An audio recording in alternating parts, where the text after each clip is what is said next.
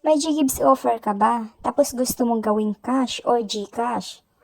So guys, sa video na ito, ituturo ko sa inyo or papakita ko sa inyo kung pwede nga ba natin gawing cash or GCash ang inyong GGives. So pwede natin itong i-cash out guys via QR. So ang QR code na ito is makikita lang to sa aming store.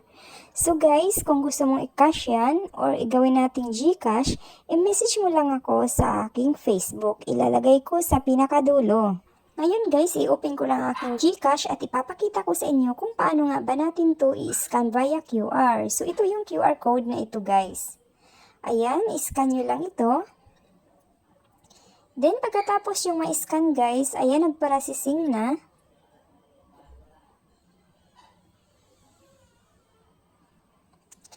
Then dito i-enter nyo dito ang amount kung magkano yung ika-cash out ninyo. So ang offer sa account na to is only 3,000.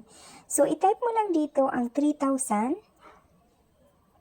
Pagkatapos pindutin ang next.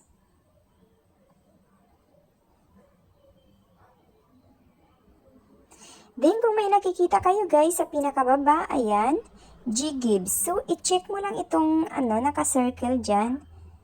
Then, dito ay agree, i-check mo lang din yung box, then pay with GGives.